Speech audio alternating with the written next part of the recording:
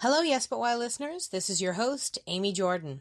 Welcome to episode 226, my interview with African writer and singer Katerina Chingoli. But first, let's hear about our sponsors. This episode of Yes But Why podcast is sponsored by Audible. You can get your free audiobook download and your 30-day free trial at audibletrial.com/yesbutwhy. In my conversation with Katerina, we talk about the experience she had recording her song She in the studio. So let's look up recording music on Audible and see what we get. Okay, couple biographies of different music scenes. Cool. A couple how to set up your at-home recording studio books. And a bevy of books about listening to these brainwave tracks and getting better at life. I gotta look into that now. Audible is available for your iPhone, Android, or Kindle. Download your free audiobook today at audibletrial.com/yesbutwhy.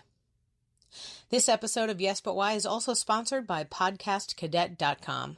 Swing on by podcastcadet.com to get help for all your podcasting needs. And hey, you guys, Podcast Cadet is me and my husband and our connections within the podcasting production scene. We want to help you get started with your podcast, and we want to connect you to resources to keep getting better with every new episode. Go to podcastcadet.com and put in offer code YBY20 to get 20% off your first consultation. This week on Yes But Why, I talked to African writer and singer Katerina Chingoli. During our chat, we talk about how Katerina finds inspiration and what drives her to create. Katerina regularly puts up poetry and short stories on her blog, Kacey's Corner, and she recently wrote a book called The Vagina Diaries. I'm excited to share Katerina and her talents with you all. I now present to you Yes But Why, episode 226. Katerina Chingoli empowers women with her poetry and music. Enjoy!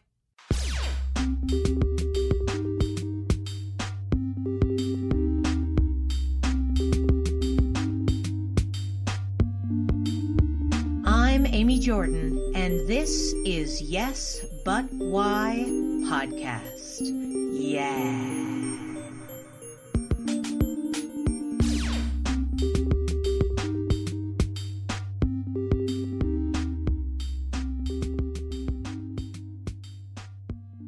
I was around 12 years old.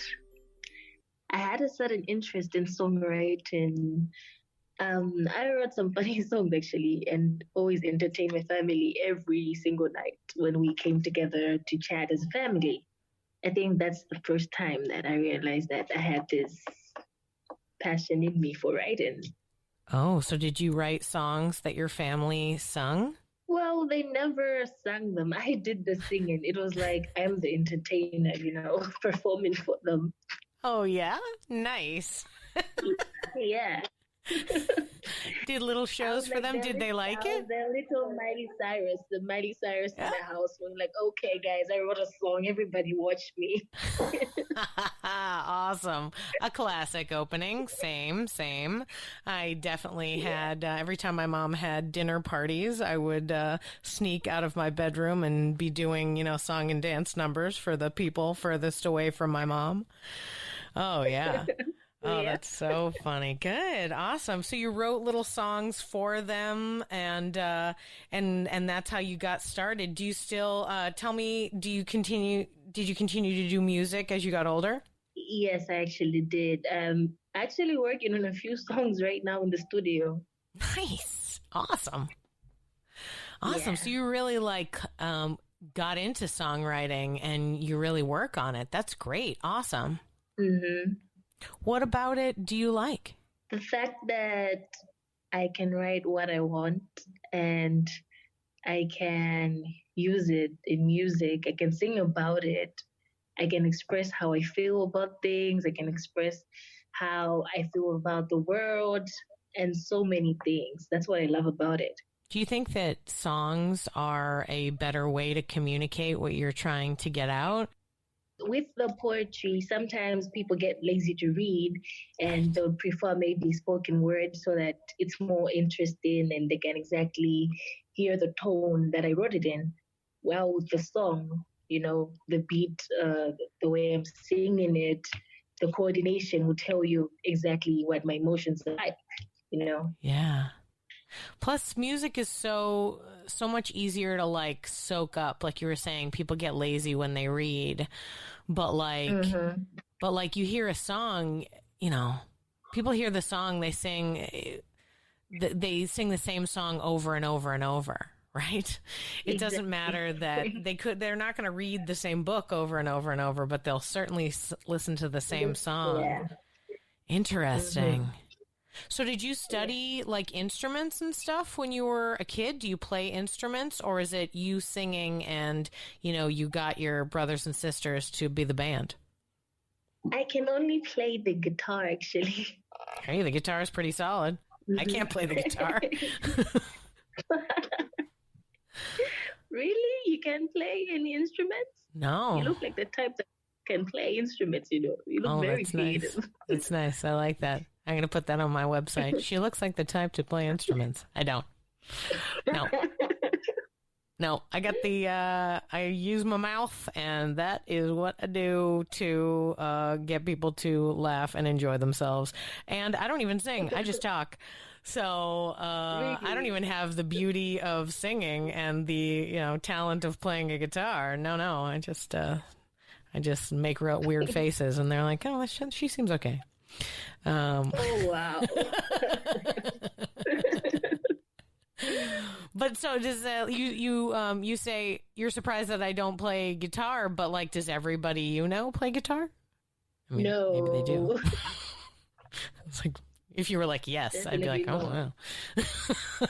No, no. So how'd you learn? Like, did you take classes with somebody, or did your family teach you? I actually took a class with one of um the performers here, well-known performers. His name is Patrick Simokwele, very well-known guitarist.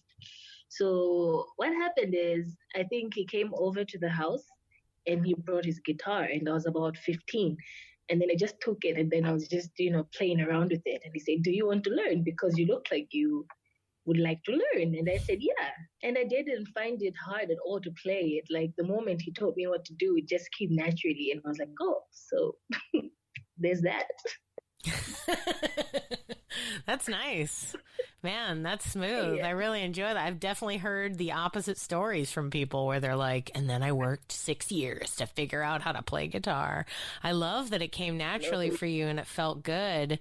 There's something really nice about, you know, connecting with music in that way, especially it being sort of a natural flow of, you know, what you Yes. can express. Yeah. So do you write your own music and everything too? Are you like at home composing with your guitar and writing your music and the lyrics as well? When it comes to my music, I hardly use my guitar. I just use the harmony in my head, the melody. And then I go to my producer friends and I say, "Hey, I have this song that I'm writing. It goes like this." And then they just start to try to make a beat and then call some musical guys to put in some instruments. And then we have a beat and we have a song. Dude, that's so fun. What a fun community that you have. Are these just like friends of yours that you like connected with to collaborate? Or Yeah. did they like hear you or see your writing and say like, hey, come work with us? Well, we were not friends. When we first met, it happened when I was with one of my friends who also sings, and then they were like, "Hey, try like freestyle on this beat," and then I did that. And then they were so kind to say, whenever you need to use a studio, whenever you need a beat, whenever you write a song, just come to us and we'll help you out. Wow, that's awesome. That's so nice. Yeah, very generous. It's very rare because this side studio time is kind of pricey. So Sure. Sure, yeah. absolutely. Wow, that's so Mhm. great that you were able to make that connection. And they probably saw some Yeah. talent in you, so they wanted to, you know, help you out with that. Have you recorded a few things with them, or you mostly just go over there and play? No, we're actually recording. I've got a project coming up titled Love is Evil. Evil in this love spelled backwards, not evil like evil. but love is evil as in evil spelled backwards. Love is love, you know? Yeah. It's funny It has because when you spoken said it, poetry and I totally saw the spelling. Like I got it when you said it the first time in this, like you just like communicated it. So awesome. You're great. Oh, that's great. That's great. Because my friends were like, what do you mean love is evil? Love is a beautiful thing. Like, I haven't even told you the rest yet. You're like, wait, hold on. Give me a second. It's a visual situation. Yeah. It'll make for great t-shirts. Plus, come on. Love is a little evil, you know, with EVIL.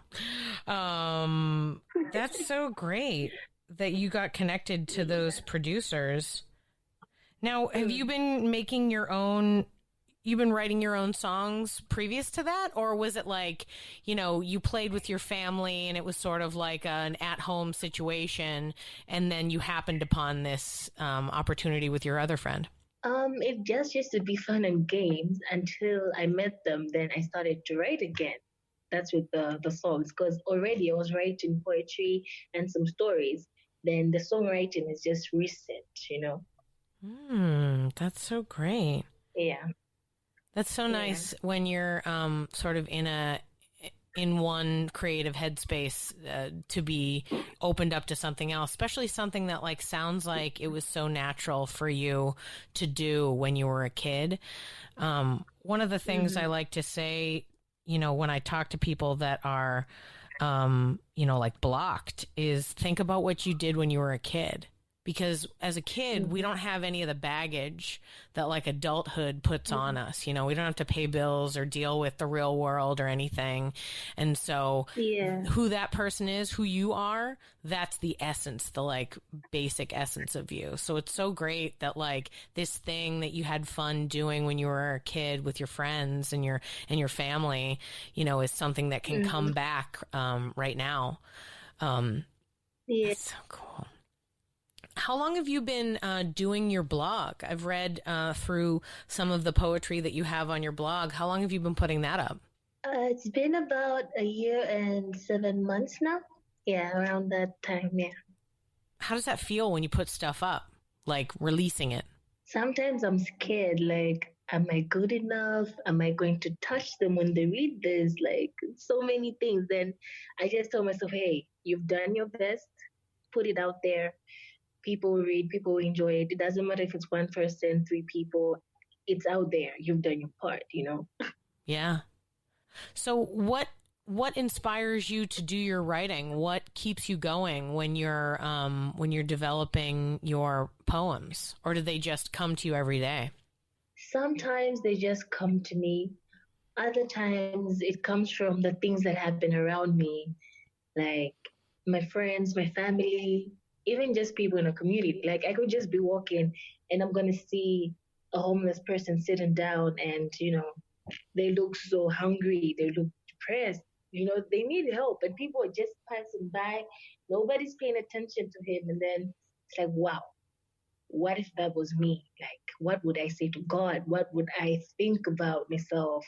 And then I start to write like, okay, motivation, inspiration. Yeah. Stuff like that. Plus, even just from your example, it's a great motivator for compassion. You know, like you're not just looking at this person and like judging them for whatever's gone on in their life. Yeah. Like, oh man, I can't believe they got there. But you're like trying to imagine what would I do if I were put in that position. There's something so much more empathic about artists when they're able to, you know, look at other people that way and see like, well, how do they feel? Yeah. What's your writing process like? I usually use my laptop and my phone. So I make sure it's quiet. Yeah. Because unlike some people, I cannot work around noise.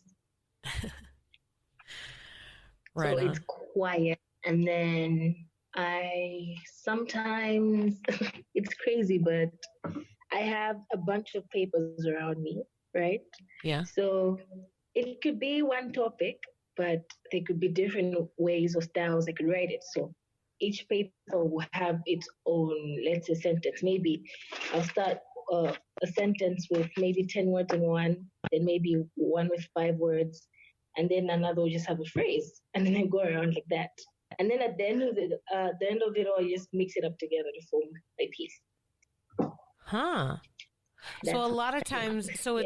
it's like you're making like a mixtape. Sorry, that is an old reference. I'm terribly sorry for that one. You're like, what's a mixtape?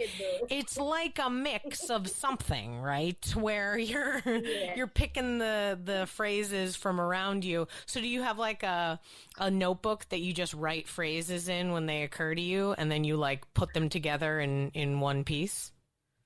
One long poem? Yeah, if I'm not on my phone, I do have a notebook that I always go around with.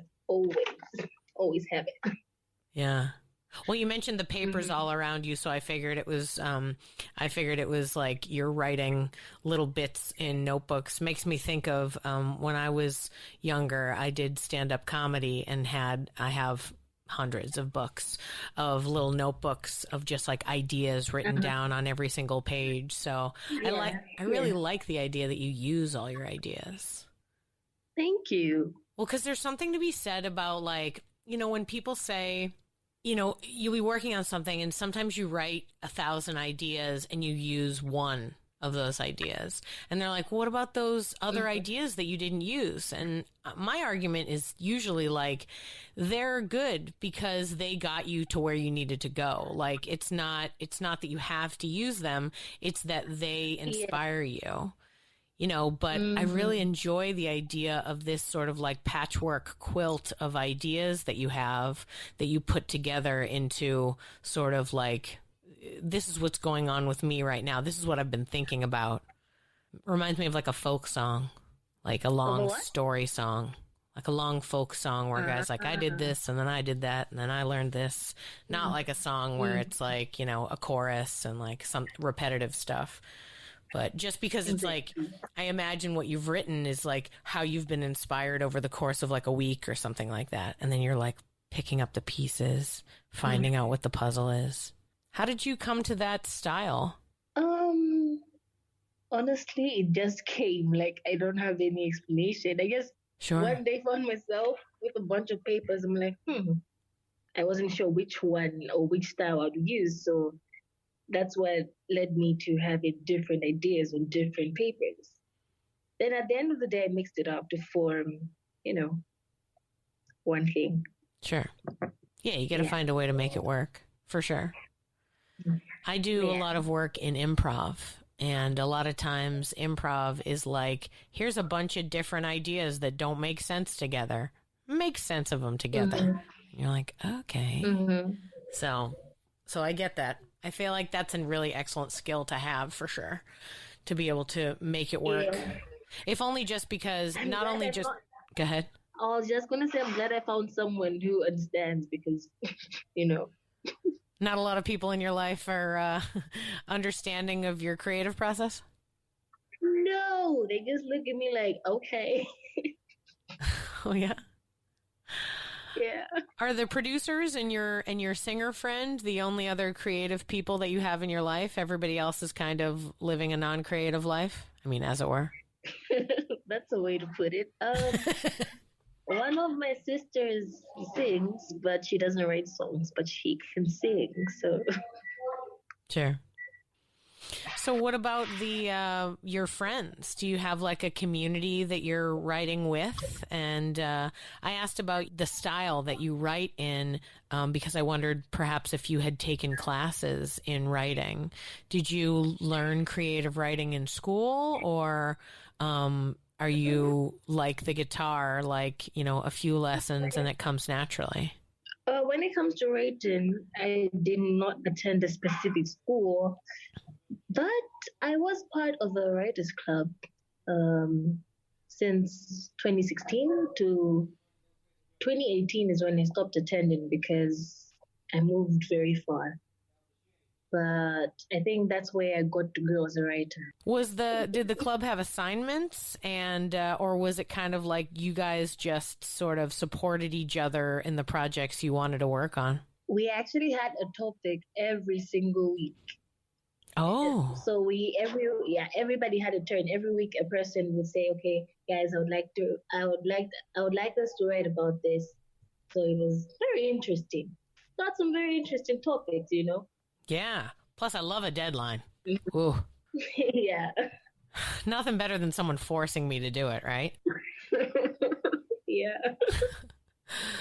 That's what I'm dying from right now is the lack of a deadline, you know? And nobody's like, you got to write this. I'm like, I have a bunch of ideas that I'd like to write, and I will never get to Hmm. them, you know? Yeah. Oh, man. Do you have yourself on a schedule to do your poetry and your blog posts? Is that what keeps you accountable?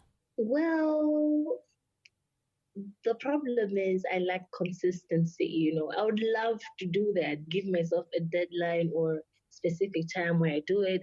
But sometimes I'll just wake up and like, oh, I have to post on the blog. But the one thing that I do maintain is every week I post at least 3 pieces of poetry or something like that. So yeah. 3 posts a week on your blog? Wow, that's impressive. Yeah. Wow. Now that's a deadline, though. I know When you like think about it, popular yeah. bloggers that don't prepare and they do, and that hundreds of thousands of millions of people are reading their, like, you know, talking about their how they cleaned their house this week, but they didn't prepare it, you know. Don't worry. Yeah. The fact that you're literally putting the effort in to post it 3 times a week is awesome. Like that's an excellent deadline. Thank you. I didn't see it as a deadline. I thought, oh, it's just random, you know. Well, I mean, if you don't have specific days that it goes out, sure. Like I get that it doesn't feel like a deadline, but 3 different things. Like number one, you're writing 3 finished pieces every week. Mind blown, right? Yeah. I haven't had a finished piece in like months, right? But like, I mean, I guess, in to a certain extent, writing the blurbs of the episodes is writing, but it doesn't feel like it, you know. I do that once a week for sure, but it's like you're putting out poetry and like creating something every week. That's pretty impressive. Thank you. What's the last thing you wrote, if I may ask? Oh, what is the last thing I wrote? I think the last thing I wrote was a sketch comedy. I teach sketch comedy, so a lot of times I will do the assignment that I give to my students just to, like, especially if I create a new assignment. And the Mm-hmm. beginning of at the beginning of the COVID shutdown, so in like April and May, I did a couple of Zoom Mm-hmm. online classes, and wrote a little bit with them. So I did like a 5 week, I did 5 week courses for people teaching sketch comedy, but I had never taught it on Zoom before. So Mm-hmm. I didn't know if I was asking them to do something that was weird. So when I asked them to do stuff, I would do what I asked them to do, so that if it turned out that it was like really hard or like clunky to accomplish while we were online, I would adjust it for later classes or like give them something else so that it was like, okay, you're right, guys, that was weird. But but yeah, no, it was just a sketch. Just sketch comedy. That's usually what I write. They're shorter, like 3 pages and all dialogue, which makes it a lot easier, I think, All right. personally. But I haven't done one in a long time. It's hard to get inspired to do my own stuff. That's kind of also why I like to do the podcast, because Mm. I like talking to other people and hearing about their thing. Like your 3 posts a week on your blog is very inspiring to me. Well, it's recent. Hey, I shouldn't say it like I've been doing it all this time, but it's recent. I just told myself, you gotta post. You gotta, constantly post. Like, don't leave the people. Post, post, post. You know. It's true. It's true. You're right. That is how Mhm. you do it. Yeah, the more content you put Yeah. up on your website, the more likely you're going to get like Google hits on it. So you might as well. Yeah, and you seem very talented, very talented. It's an honor to. I give off that I'm vibe. very honored to be part of this because. Oh, Oh, absolutely. Well, like I said to you earlier before we started recording, like I am very impressed by the fact that, you promoted yourself online and that me, hundreds of, thousands of miles away saw this. Right? Like I was like, oh, look at this. This cool girl's writing some stuff. I read a few of your poems and I was like, oh, rockin'. Like, let's get her on the podcast because I really think that, there's plenty of people out there that have like marketing teams or whatever that are promoting them, and that's great. And I love them. And please, marketing teams, send your people to me. But, also, I really appreciate the people that are doing it for themselves, that are like trying to get themselves out there, right? And, you gave yourself the 3 posts a week thing, maybe not for the whole year, but you've done it for a while. There's a lot on your blog. That's why I asked, because I was like, there's a ton on here. How long have you been doing this? But like 3 a week, that's a great thing to give yourself. Like, I don't know that I'm gonna make myself do 3 a week. Let's just be honest here. I probably won't, but maybe one thing a week I can do, maybe 2. Who knows? We'll try. I'll certainly be inspired to do that now. But even just the promotion of the Facebook page, I'm like, oh man, I need to be promoting my Facebook page. Like that, it got me internationally, and that's really great. Like the reach of that was, sort of hit the demographic, I guess. I'm your demographic. I was like, yeah, what's this? I want to read it, I'm just saying you marketed yourself well. You're doing it. Give yourself the credit of that at least. Thank you so much. Now tell me more about your, like community. Do you said you've moved away from the Writers Club, so you don't really have anybody you're working on stuff with, but you have your singer friend who brought you to the studio when she was recording. So you at least have a few people.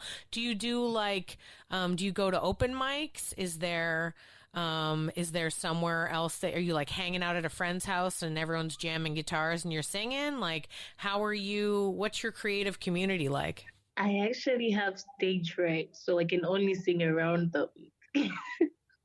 Oh, yeah? Stage fright? Yeah.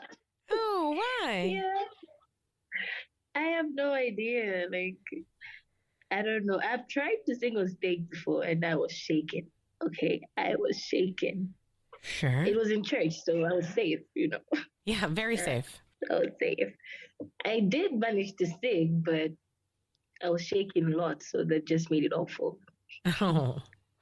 Well, I find that happens, the first couple of times. You can get nervous and start shaking, but I mean, you're good at what you do, right? And I mean, enough that your friend and the producers that you work with now were like, what's up? Let's work on projects together. Like, I'm sure they wouldn't be like, oh man, that girl sings off key. No good. They like you. That says something. Yeah, I guess.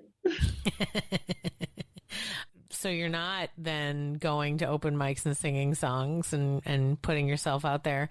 Well, are there things that you go to?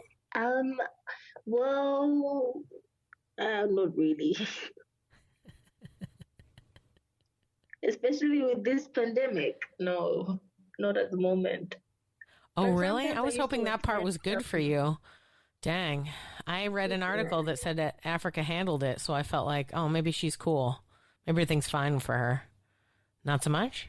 No, actually, I feel like it's getting worse every day because people here don't take it seriously, Same. Not everybody wears masks. People want to be forced to wash their hands. It's like, wow, guys. It's like they just ignore this corona thing. It's like, hey, we've gone through worse. What are you? Oh man, dang. Well, whoever's in charge of PR has said that everything was hunky dory in Africa. So I was really hoping for the best for you. But it sounds like you have a similar thing. Texas is one of the bad U.S. states that's not taking it seriously, and that's where I am. And, people are not wearing masks and they're partying. They keep going out to large parties. I heard kids were having a COVID party where they find somebody who has it and go hang out with them. I'm like, guys, that's hilarious. Please stop. Ugh. But I had hoped that perhaps it was okay for you. That's a darn shame. Did the recording at the studio happen pre-COVID then? It happened when it just, started. I was last there about 4 weeks ago. We take all the, precautions. We think we're careful, but we try to, just prevent it. Wash your hands. We have a mask on. Only on the booth, that's when, I have to take my mask off because I have to sing. Can't sing with my mask on, Yeah, totally. Plus, I feel like studios could plausibly be cleaner than lots of other places just because, it's only got so many pieces of equipment in the room so they can easily, wipe it down if they want or, throw an air purifier in there and that should be fine. I can't imagine that's too bad. And it's not like it's super crazy busy. There's 45 guys in here. No. No. It's kind of a smaller crowd situation. Those kinds of things tend to be a little bit better. Man, it's so crazy. Are you still working on writing songs and stuff, even though you're basically shut down at home? I've taken a few steps back on the songs, so I'm focusing on the poetry right now. I have a poetry book coming out. It's titled The Vagina Diaries. Yeah. I saw the artwork on your blog. Did you make all that art? I didn't make it. I found it on Pinterest. Oh. Yeah. That's all of fun. it is from Pinterest. I would not take credit for something I didn't do. Pinterest did that. Oh, yes. Oh, interesting. Wow. I was going to be like, some of that stuff was super intense, which I appreciate. But yeah, that's so great. So this is a compilation of poems that you put together? Yeah. Tell me about them. Well, a lot of people are asking, why the vagina, Sure. So The Vagina Diaries. That's the title. Yeah. I talk about the vagina as a living thing, as in I bring it to life. It is able to communicate with the woman about its feelings, what it likes, what it doesn't like, what it feels, and how changes in the environment can affect it. Its sensitivity and what it would want the woman to change, the things that make it comfortable, the things that bring pleasure to it. We're talking about listening and understanding the vagina. Did you come up with the topic because there's a lot of, there's a lack of talk about it? Sorry? Did you come up with the topic because people aren't talking about it and you felt like you needed to talk about it? Actually, I brought it up because we have cases of sexual abuse, harassment, rape, and what causes all of this, or the center of it all, is the vagina. Men want to harass women because they want to have sex with them. The vagina is what they use to have sex with them, Yeah. And so many other things. Sometimes having a vagina can be a burden because, people just want to use you to get to it. So I'm going to write about all of that in the book. Yeah. Yeah, absolutely.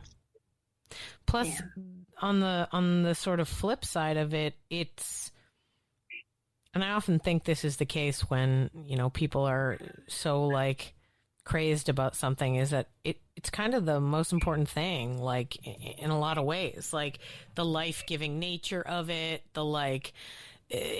its existence, even in its, monthly cycle, and the way that it renews itself. It creates this environment for nurturing, and then it renews itself again. Okay, well, I will change. I will adjust. It's this example of some part of us that is able to not just be that's what this is, but it's it changes, it adjusts, it can create life. It can through, it is literally the doorway for us to enter the earth.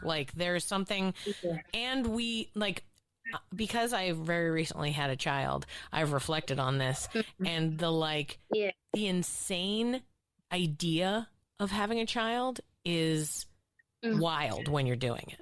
Like, I remember the whole time just being like, I can't believe this is happening inside of my body. Like, this is crazy. And I know that, like, millions, kabillions of women everywhere forever having babies, but I hadn't experienced it, you know, and I was an older mom. Like we've established, I'm older than you, but I'm way older than you because I had the baby when I was 39, and that's very older. People were like, are you okay? And I was okay. But that's great. But it was so interesting because I did not expect to have that life experience, you know? I kind of thought, oh, you know, it happens for some people. It doesn't happen for other people. I'm cool with whatever my life has. And then all of a sudden it was like, boom, guess what? You're having this life experience. And so there's just something so fascinating.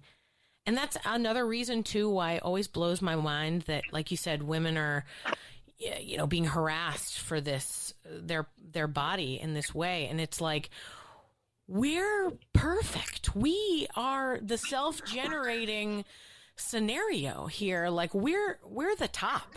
Don't let anyone else tell you that we're the second in command here of the world. No. Women number one, because like we can do the whole thing. We can make it. We can keep it. We can keep it all safe. You know, it adjusts regularly. It handles the times.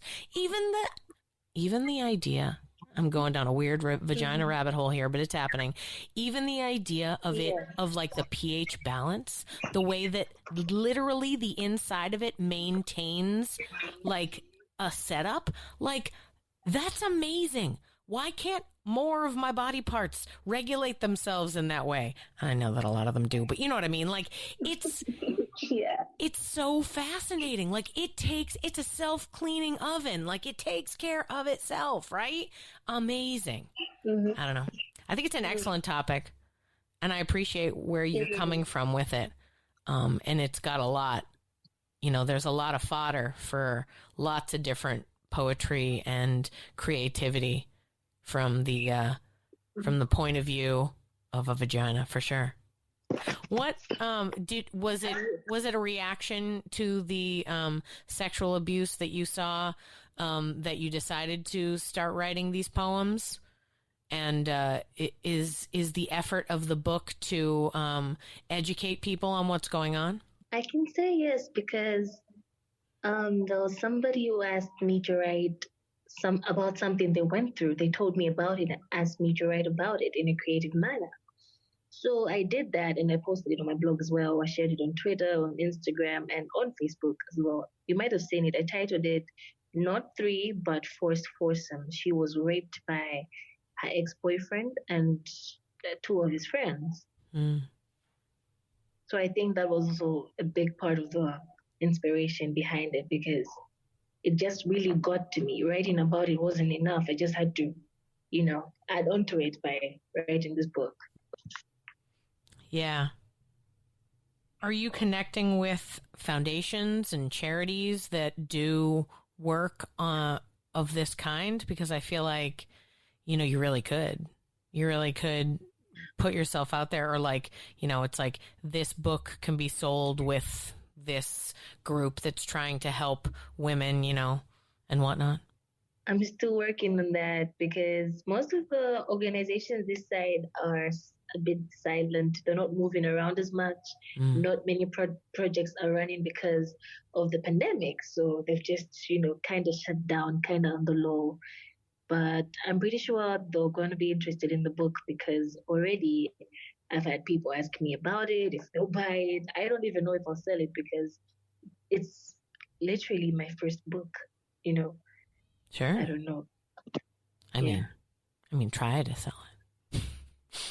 Why not? Maybe that's just my American point of view, but I'm like, no, get money for it. Like, I feel I should too. It's like, hey. It's you can get money. Crowd this side. It's a tough crowd. Sure, it definitely is a tough crowd. It's a tough crowd for buying books, and then it's a tough crowd for going, hey, women are great, right? And they're like, I guess. You're like, oh, man. You're like, dang it, who am I looking for here?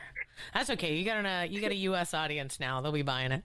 Oh, thank you so much. Now, it sounds like most of your creativity comes to you naturally, that your ideas on how to write songs and, play guitar, even just writing, are sort of like natural parts of your body. They're like who you are, and this is just how you express who you are.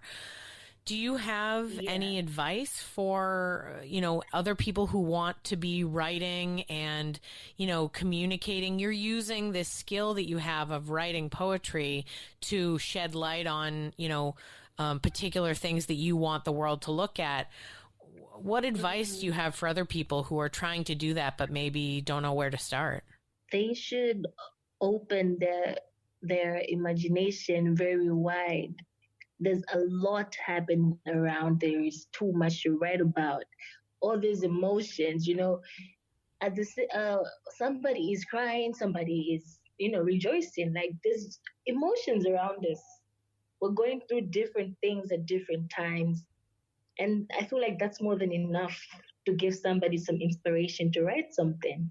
Yeah. And they shouldn't even try to make it perfect. Even if it's just writing about, I woke up today, I felt like this, my day was like this, and just be creative about it. I think that's enough. That's a start. Yeah. Yeah, totally. Yeah, journaling, even just for yourself, even if you don't, you don't have to do 3 posts on your blog a week, everybody. Don't worry. Not all of us can be as good as Katerina. Oh, goodness. But I'm trying. But yeah, I like that. I find that I feel similarly to you, that there are just so many ideas everywhere all the time. Like, whenever I go out of the house, I just look at people and I imagine their entire lives. You know what I mean? And it's like, it's sometimes it's kind of like, what to write about? I think that's probably what's holding me back. It's like, so many ideas. What do I choose? And it's like, just write something. You're right. Just write it. Just put pen to paper, figure something out. As far as the way that you get stuff out there, are you ever, teaching other people or leading other people? You would seem to be sort of a good person to inspire other writers to get work done. Well, I do talk to a lot of writers, and we just share a post and we appreciate and we talk about them. So I wouldn't say I teach, but I learn from others and they learn from me. That's what I think I would say about that. Yeah. Are you connecting to online writing communities, like on Facebook and stuff? I'm just in a few groups.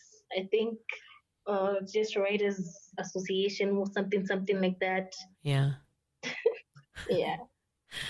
Absolutely. I'll see if I can't find any fun writers groups to connect you to. Could be good. Sometimes there's something nice about, sometimes there's something good about, talking to other writers, if only just to be like, oh, wait, I'm not the only one who's got 47,000 ideas in her head and I can't even put one on a piece of paper. I'm like, I got a bunch of ideas. This page is empty. Why? All right. So are there any other details of your journey that you'd want to share about how you've found creativity or how you foster it in your own life?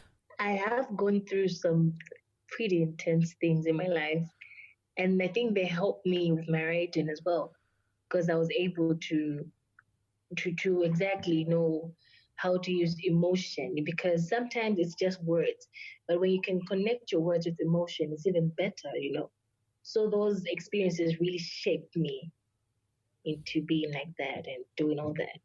Awesome. Man, you really are an artist, because, not a lot of people would be able to soak up the life lessons and even the creative lessons from tough times.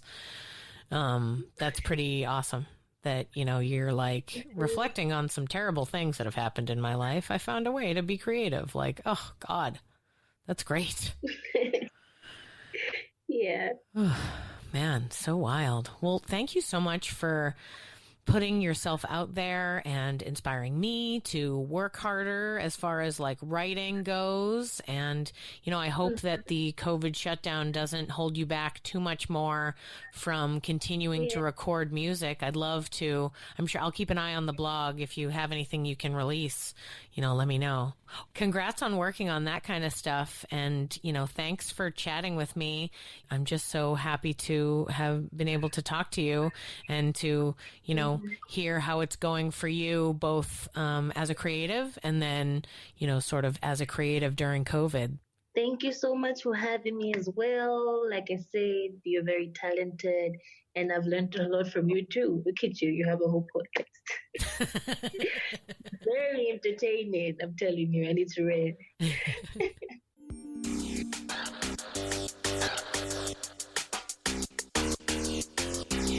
Thanks for listening to Yes But Why Podcast. Check out all our episodes on yesbutwhypodcast.com or check out all the content on our network, HC Universal, at hcuniversalnetwork.com.